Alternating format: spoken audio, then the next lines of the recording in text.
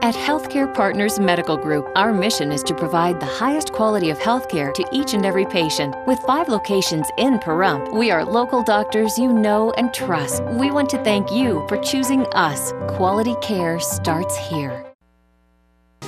This portion of the news is brought to you by Dr. George Leeks, Pahrump's optometrist since 1990, offering full spectrum eye care for children and adults. Call today, 727-8300.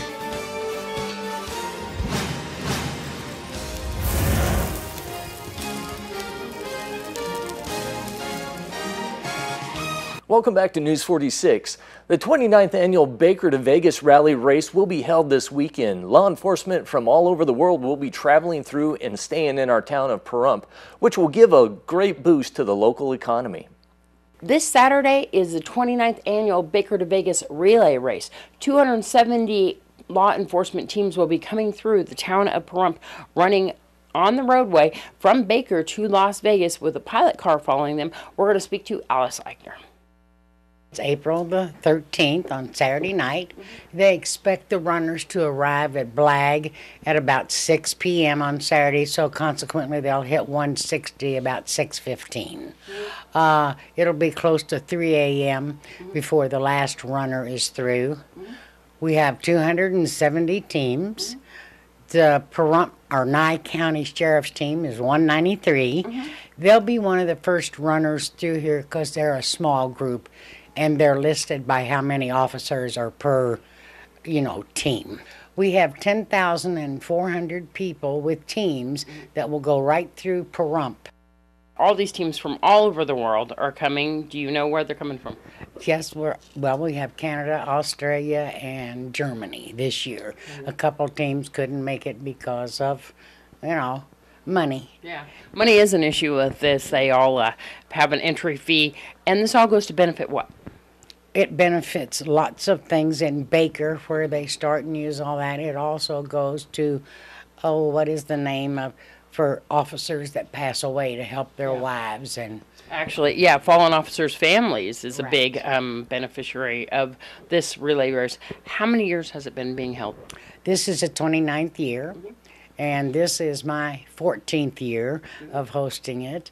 Next year we'll have a 30th anniversary. It's sponsored by the Moose Lodge every year. You guys are already planning that one. Oh yes, all ready for next year. What we're talking about is a relay race that goes from Baker to Las Vegas. Pahrump being a big town, a big pit stop here. Our hotels get full. They spend money in this town. This is where they refill and do whatever they need, because each runner has a pilot car, don't they? Yes, they do, and there has to be 3 or 4 people per car, kind of like a paramedic has to be in each car in case one of the runners get hurt. We have had them fall, had to helicopter them into the hospital. It's 120 miles from the start, which is 16 miles outside of Baker. And each runner has a different leg of the run. They can pick shorter ones. Right. Well, usually the smallest one is 4.6, and that's going up hills. And then you make it up on the other team running down the hill. So most of them are 6 miles. Can people in town still volunteer and help you out? Oh, sure. They can come by the trailer. No problem. Love to have them, and they have a good time. You just have to stay on the sidewalk. Can't step off because the runners are on the road. That is one thing that we need to warn everybody about and talk about is Saturday night, driving around town. Go slow. There's a lot of people, and please stay off of the road if you're walking, because that's where the runners are. And once again, Alice has been doing this for 14 years. She just celebrated her 77th birthday, and she, of course, is looking for volunteers out there who would like to help her out. If you would like to, you can meet her there at the Saddle West Welcome Wagon on Saturday. This is Deanna O'Donnell. Be careful out there on the roadways for News 46. And here's your entertainment this week with Deanna O'Donnell. The Malawi government alleges pop diva Madonna tried to use her fame and money to press the state for VIP treatment. A harshly worded statement issued today by the president's office in the capital, Lilongwe, criticized Madonna, alleging that she expected to have special VIP status. Madonna, who has VIP treatment during her previous visits, was apparently surprised when she and her traveling party had to line up with ordinary passengers and be frisked by airport security when they left the country. President Joyce Banda was reportedly angered by Madonna's claims that she has built 10 schools in Malawi, saying that she has only added classrooms to existing schools. Despite the new furor, Madonna said that she remains committed to helping the children of Malawi. Steven Tyler and Joe Perry from the band Aerosmith will be inducted into the Songwriters Hall of Fame in June and will receive the American Society of Composers, Authors, and Publishers Founders Award next week. The bandmates attribute the twin songwriting honors to their longevity in the fickle and fractured music business. The 65-year-old Tyler said, "We're still around, we're still in the game and in the fight and have the passion." The rockers are so busy, in fact, that they'll miss ASCAP's 30th annual Pop Music Awards ceremony on April 17th, where the Founders Prize will be presented. Tyler Perry and the rest of the band will be performing in Australia to support their 15th studio album, Music from Another Dimension, released last November. The album contains Aerosmith's first new material in more than a decade and was a collaboration of the entire band. They even reunited with the producer of their early hits. Former President Bill Clinton has finally joined Twitter. His name, Pres Billy Jeff, for President William Jefferson Clinton.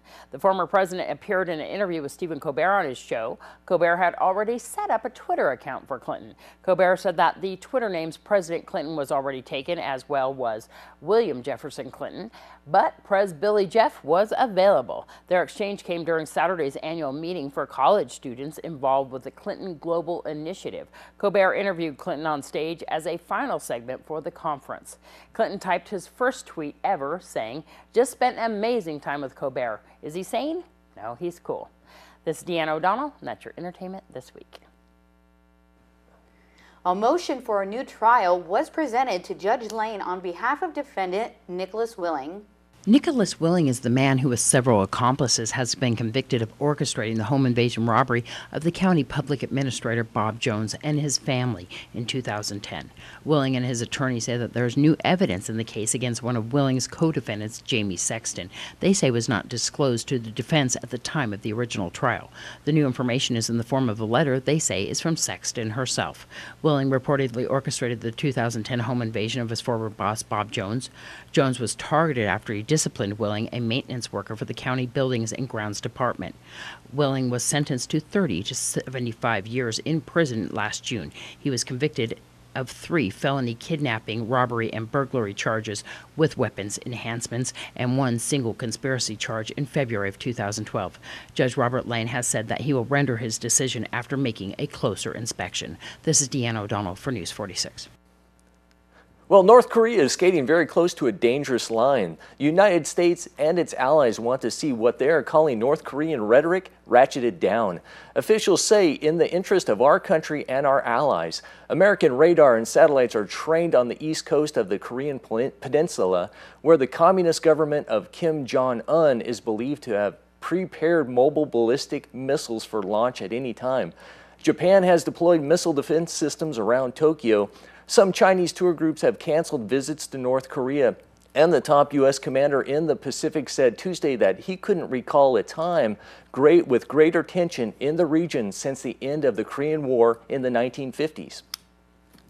All right, folks, we'll keep it here because we're going to have your weather with Ian B. Clark right after these messages.